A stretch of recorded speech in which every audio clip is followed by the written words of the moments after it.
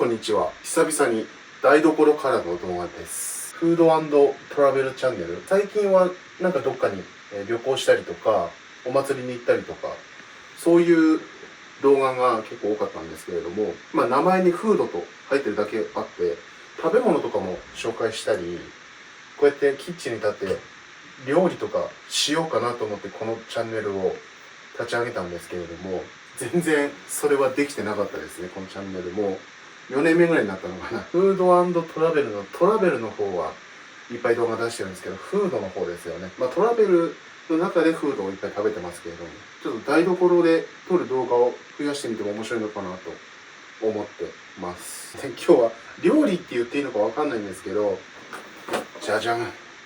こちら、燻製機でいいのかなになります。私、燻製をやってみたくて、結構今もビール一缶目開けて飲みながら喋ってますけど、お酒が好きなんでね、そのお酒のおつまみでいろいろ楽しんではいるんですけれども、いろんなお酒のおつまみを試してみてて、もう少しバリエーション増やしたいなと思って、新しいことに挑戦したくなって、そうだ、燻製をしてみようと思って。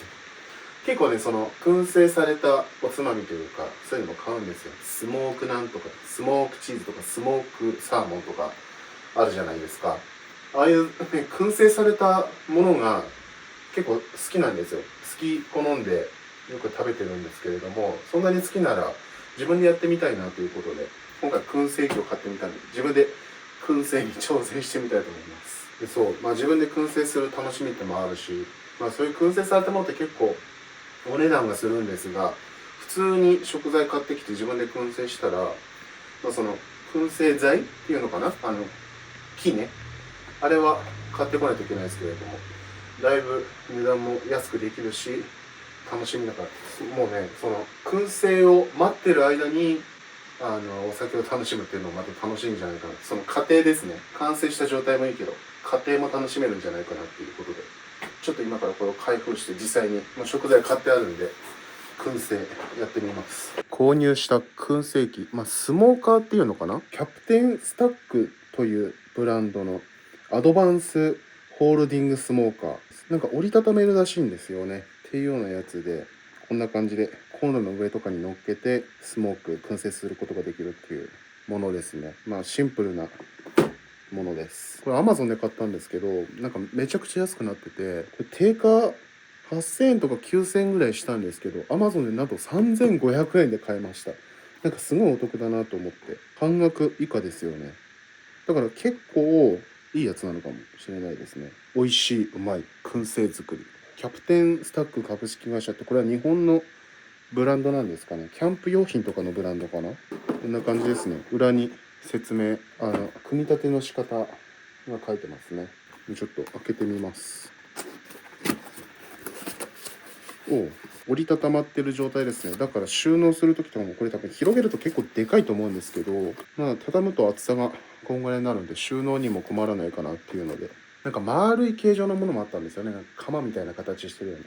折りたためないと結構置き場に困るだろうし、四角い方がいっぱい入れられるかなっていうのでね。どうなんでしょうね。煙の効率とかは丸い方がいいのかもしれないですけどね。はい、こんな感じですね。金属の筐体。重さは、軽くはないですね。キャプテンスタックのエンボス加工がありますね。かっこいい。確かになんかめっちゃクオリティ高いですね。これ3500円は確かに安いかもしれません。特にセールとかやってたわけではないんですけどね、Amazon。で、これがあれかな、皿。組み立てのなんかパーツがありますね。で、網。この網が、食材を乗せるところですね。こっちかな。じゃあ、このぐらいの面積。手のひらより大きいぐらい。そう。結構ね、いろんなの見たんですけど、結構ね、Amazon なんで数字で見るしかないんですけど、結構ちっちゃいようなやつがあって、せっかくなら、時間もかかるもんだし、一度で多くの材料を燻製したいなってことで、大きいものを選びました。なので、これは結構大きい方なんですかね、これは。結構網目がでかいな。これうまく乗せないと食材が落っこちそうですけど。で、これが一番下の網かな。ちょっと裏の説明書見ながら組み立ててみますが、この一番でっかい壁面になるパーツを、こうかな。こう立てるんですね。品質が結構高いですね。結構思ったよりちゃんとしてます。で、これが扉になるのかな。こんな感じ。このヒンジがいっぱいついてるところが背中になると。まずこの一番ベースの網に乗せるみたいですね。こうなんか両端が飛び出てるところがあるんで、ここに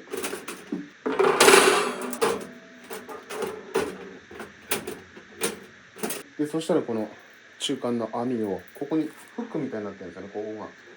ここに角が丸くなってるのが背中になるんですね。これを結構グッといくんだ。グッと結構ちゃんと押し込む感じですね。はい、中の網つけると一気に安定感増しますね。で、2段目も同じようにつけます。ここはもう力入れないと外れない感じになるんで、このままこうやって持ち運びますね。下は取れるようになってるのかな。あ、そっか。ウッドチップ置いたりするんで外れるようになってるんですね。ハンドルをつけるんだ。あ、この小袋にハンドルなんだ。これハンドルと、あとつまみですねを自分でつけるみたいです。この字になってるのがハンドル。こんな感じで。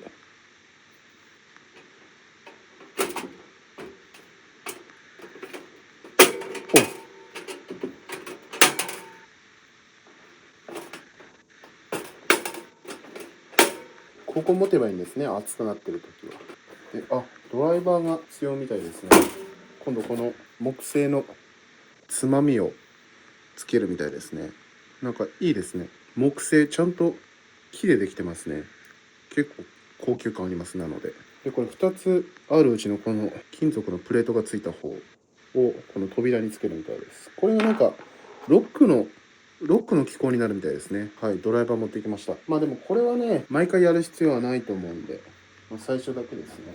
まず全部ネジを外してパーツが分かれるんですけど、つまみの部分を扉の外側につけて、で内側からこのロックのプレートをつけるみたいですね。組み立てる前の寝かした状態でやった方がやりやすいかも。こんな感じかな。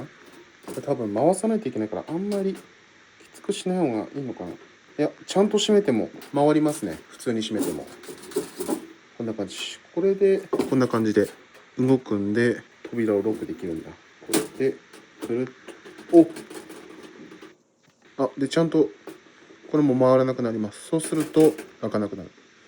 でもう一回回すと開くようになります。ここストッパーついてるんですね。なるほど。これは確かになんか1万円ぐらいするのも納得な品質ですね。なんか3500円。めちゃくちゃお得だな、確かに。もう一個これ、天面のパーツなんですけど、ここにもう一つのこのつまみを取り付けるみたいですね。この2つ穴開いてるんですけど、真ん中の穴につけるみたいですね。この端っこの穴は温度計を、つける穴らしいです。で、温度計別売りみたいですね。温度とか見ながらやるといいのかもしれないですけどね。そう、なんかね、なんだっけ、温燻と熱燻ってあるんですよね。ちょっとだけ勉強したんですけど、温燻だと、熱燻だとチップを乗せて火にかけながら燻製するのが熱燻で、温燻が多分熱燻の時に使うのかな、この温度計は。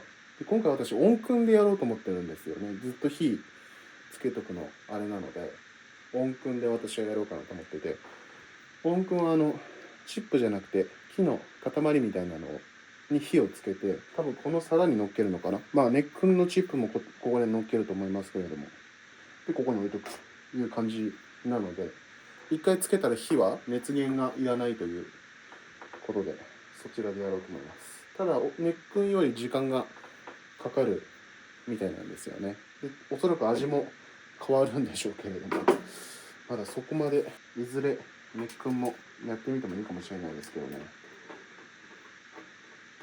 これね、なんか吊り下げて使うこともできるみたいなんですよね。多分焚き火とかキャンプで焚き火とかやるときにこうやって吊り下げて、コンロとかじゃなくてちゃんと焚いた火で燻製ができるってことですね。なかなかそれもロマンありますけれどもね。でもキャンプ場じゃないとできないので、おお、こんな感じですね。想像以上にかっこいい。結構簡易的なものだと思ったら想像以上に本格的なもので、もうなんか一つの家具みたいな感じでデザインが美しいんですけれども、ほう、こんないいものだとは思わなかった。おしゃれです。あ、ここ持っちゃ開くのか。あ、そっか、ハンドルを持つんですね。こうでね、この燻製材でいいのかなは、このスモークウッドにしましたね。さっきも言った通り温燻でやるので、これダイソーで買ってきました。200円商品ですね。アマゾンとかいろんなところにもこのスモークウッドとかチップとかって売ってるんですけど、なんかダイソーとか100円ショップので十分らしいので、今回はダイソーで買ってきました。その方があれですよね、普段からやるときは燻製剤調達しやすいのかなっていう感じですね。これも全部1回の量なのかな。おそらくそうですね。1回つけたら止まんないもんね。あ、てかやばい。これめちゃくちゃ粉が出る。粉が。こう、皿に火つけて皿に乗っけて、この一番下の網の上に、こう乗せるんでしょうね。で、こう、だと思います。うん、匂いは普通の木。桜って書いてありましたね。なんか桜とかミックスとかとリンゴとかもありましたね。これ香りが多分違うんでしょうね。なので他のものも今度挑戦してみてもいいかもしれないですけど、今回桜にしました。何がどう違うっていうのはちょっとわかんないけど、そこら辺もいろいろ試してみると面白いかもしれません。で、こういうフックみたいなパーツもありましたね。3つついてるんですけれども、多分これ上に吊り下げるものですね。魚とか、まあ、よく燻製をやってる写真とかでよく見ますけどね、上から魚とか吊り下げられてみたいな、多分それ用のやつだと思います。それもいずれ挑戦してみたいですね。どこに引っ掛けんだろうな。そっか、網に引っ掛けんのか。あ、わかったわかった。このね、上の天井の近くにも網を引っ掛けるところがついてるんですよ。なのでこのどちらかの網を取ってそこに引っ掛けてフックを吊るすのかなっていう感じになるみたいです。夢中になってて動画撮り忘れましたが、チーズ入れましたね。チーズ、まあ定番ですよね。ソーセージが2本だけ余ってたのを入れましたね。そこでね、ちょっと目の細かい網を入れました。本当はこの魚焼きグリルに入れてたものなんですけれども、これも網の目が粗くて食材が何回も下に落ちてたんでね、ちょっとちっちゃいんで、もう少し横長のやつを今度買ってきます。次ベーコンね。ベーコン。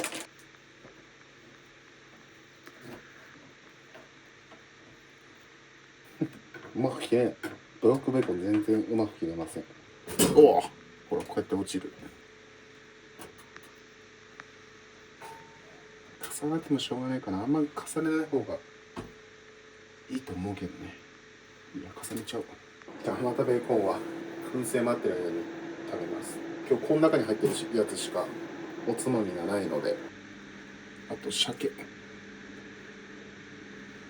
いしょ。こいつに火つけて燻製始めます。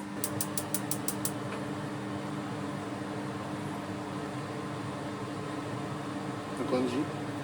完全に炎がつかないとダメなのかな。お香みたいにずっと燃えてるわけじゃないんだね。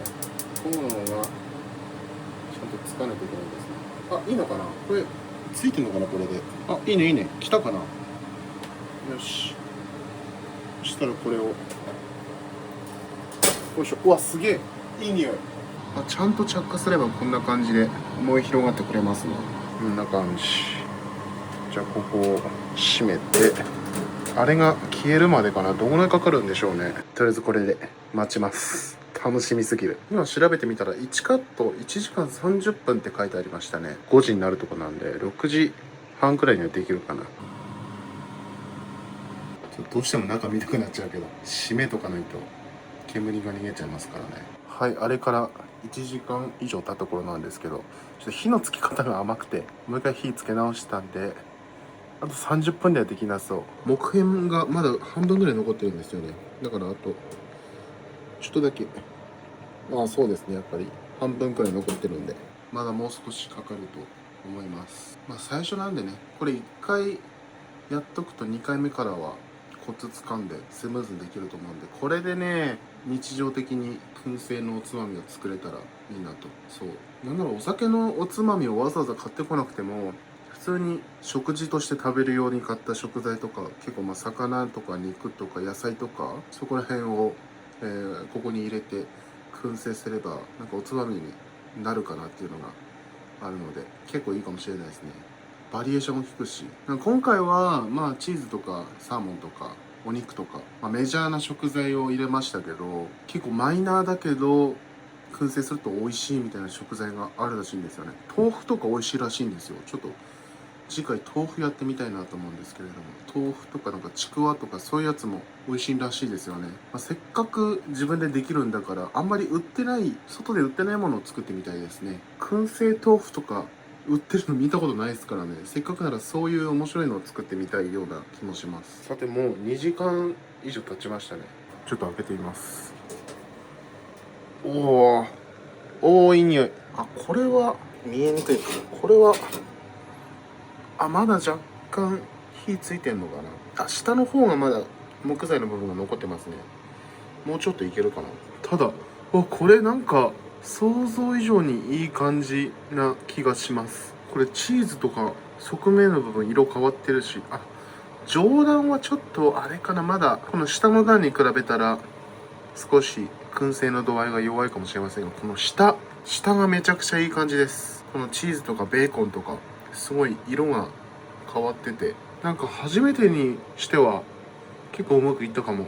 最初はこのくらいだよねみたいな結果だと思いましたが、なんか想像以上に出来上がってるんですけど、これはちょっと楽しみですね。ただ上段でももう少し、上段も少し、チーズとか色変わってるし、しっかり燻製はされてると思いますけれどもね。ただ途中で火が消えちゃったり、あと気になって何回もパカパカ開けちゃってるんで、それがね、せっかくここに充填された蒸気、煙が逃げちゃうんで、そういうのもあるかもしれませんが、でも上も良さそうだな。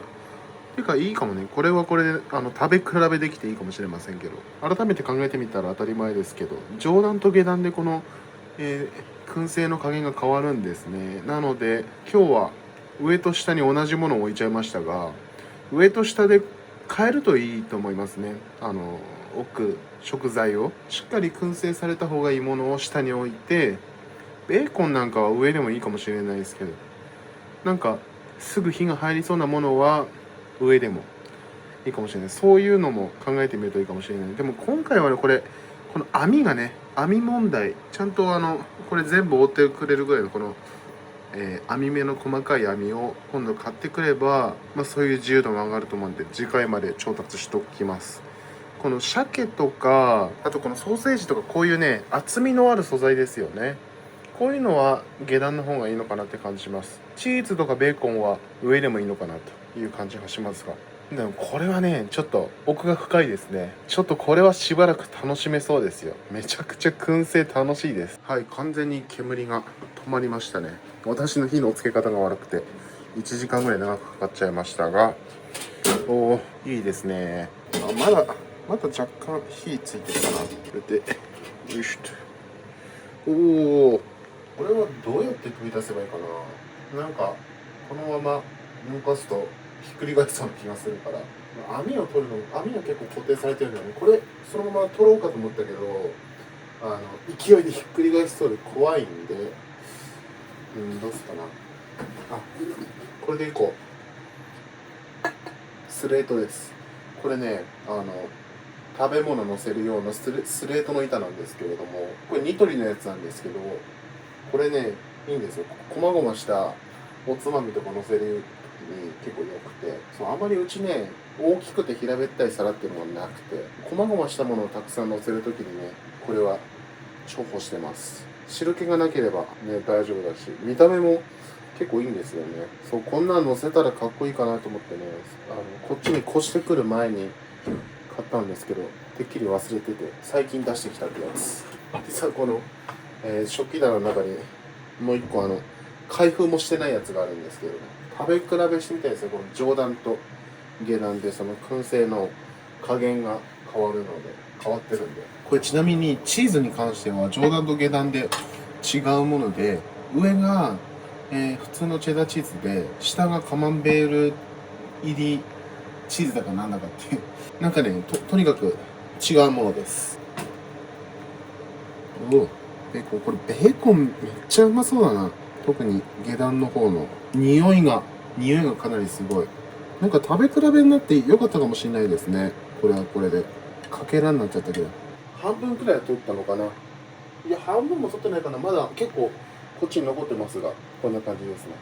まだ少しね、このウッド、燻製剤が少し、まだ、もう煙は出てないですけど、若干火が残ってるんで、少し保温してくれてますね。じゃあちょっとウイスキーですね、これは。ニッカブラックでいきます。はい、近くで映すとこんな感じですね。では、いただいてみます。まずはチーズからいきますか。まず、上段の方のチーズからいきます。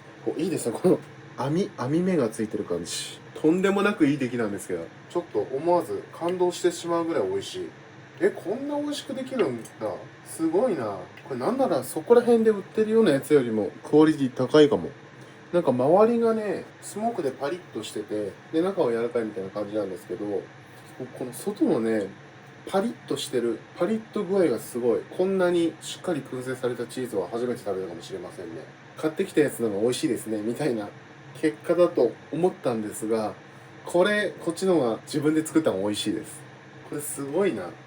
で、ここでウイスキーを。これやばいですね。新しい沼にはまってしまった気がします。そこまで自信なかったんだけど、こんなにうまくできると思わなかったな。ちょっと、まだこれあれですよ。上段の燻製度合いが低い方のやつでしたからね。でもこの下段の燻製剤の近くにあった方ですけれど、これすごい。この裏面、めちゃくちゃうまそうなんですけど、口に入れた瞬間、この香りがバッと広がりますね。これ、めちゃくちゃ強いです。さっきまで出てた煙の香りがもう爆発的に広がる感じですね。ここまでしっかり燻製されたのはなかなか食べたことないです。やっぱりね、こういうのって好き嫌い分かれると思うんで、お店とかで売ってるようなやつって少し加減してあると思うんですよね。その苦手な、このスモークな感じが苦手な人のために少し加減してある気がするんですが、これ自分で作ると食べるの自分なんで、もうガンガンできるわけなんですよ。なのでめちゃくちゃ強いこの燻製の感じを出すことができるんですよね。なのでここまで強い味を味わえるのは本当に自分で作る、メリットかなって感じします。これはやばいですね。じゃあベーコンいってみますか。ベーコンまずこれ上段のやつから。ちょっと分厚かったのはこれブロックベーコンを自分で切ったんでね、スライスのやつの方が今通りやすかったかもしれないですけど、食べてみます。これも香りがついててすごい美味しいです。結構ね、これ分厚く切っちゃったんですけど、肉の中までしっかりこの燻製のスモークの感じが入ってきてて、3、4口しか食べてないのに、もう口の中が完全にスモークの香りですよ。もう口に何も入ってなくてもお酒が進みます。なんでもっと早くやんなかったっていう感じですけどね。そのくらいすごい。これがね、うまそうなんですよ。この下段に乗せた方のベーコン。もうカリッカリなんですよね。これはやばいですね。ベーコンの脂が外に出てきてて、すごい美味しい。もうカリッカリです。これ全く違いますね。上に置いたやつと下に置いたやつ。だからこれ、あれですね、どっちも楽しめるっていう感じで、どっちもいいとこがあるっていう感じで、上に置いた方は結構肉本来の食感が残ってて、香りがついてるって感じなんですけど、下はもうカリッカリになって強い香りがついてるっていう感じなんで、ここら辺もなんか使い分けるといろいろアレンジが効くような感じがしますね。もう少しコツをつかむと、何をどこに置いた方がいいかっていうのを感覚がわかると思います。じゃあソーセージね、これね、ソーセージとかもまあ燻製の定番だと思うんですけど、今回はね、具材として入れようと思ってなくて、これ完全に残り物であったのを入れただけなんですけど、これも美味しいと思いますよ。結構まあソーセージ、これ外も皮に包まれてて分厚い肉ですけど、しっかり中まで香りが届いてるんですよね。なので結構分厚い食材でもしっかり味付くんですね。すごい。じゃあ、サーモン。サーモン、鮭ですね。これ、ちっちゃい、ちょっとかけらですけど、これが下段にあったやつですね。かけらは、これ下段にあったやつ。なので、あれだ。本当に、当たり前ですけど、スモークサーモンの味ですね。あれ大好物なんですよ、スモークサーモン。うまっ。スモークサーモンってあれ大好物なんですけど、なかなか売ってないし結構高いじゃないですか。これが普通のスーパーで売ってるような鮭でできるってなったら、これかなり手軽に食べられるんでいいですよね。これ普通にあれですよ、朝ごはんに出す鮭ですよ。これがここまでクオリティ高くなるんだって感じですけどね。下段に置いた方のこちらはさらに香りがついててすごく美味しいですね。やっぱ表面が少しカリッとしてる感じがね、なんて言うんだろうな、単に焼いた時とかと違うこう燻製独特のこの表面がカリッとしてる感じが出るんですよね。でも中は柔らかいみたいな。で香りが全体についてるみたいなね。本当なんか予想外の結果ですけど、なんか外で買ってくるより美味しいという。であれですね、今度はこれまあ普通の焼き鮭っていうか、塩鮭かなんですよ。冷凍のやつね。冷凍のやつ解凍してやっただけでこんだけ美味しいんで、今度は生食用のサーモン、刺身用のやつね。あれ買ってきてやってみたいです。ていうか、サーモンに限らず、魚とかやってみたいですね。タコとか、そういうのも美味しいらしいんですよ。だから、生食用のタコとかサーモンとか、あとカツオとかね。そういうのを今度やってみてもいいかもしれないです。あとは、このフックを使って吊り下げるタイプの魚をね、あれなんだろうね、魚。あれは何を買ってくればいいんでしょうか。その吊り下げるのもやってみたいですね。何かシシャモとかかなあ、シシャモが美味しいって書いてありましたね。調べた時に。確かにシシャモはめちゃくちゃ美味しくなりそうですね。今度シシャモかななんかいろいろ、本当これ、完全にハマっちゃいましたね。まさかこんな、まあ、面白いとは思ってましたが、まさかこんなに素晴らしいものだとは思いませんでした。これ、最高です、燻製。すごいね。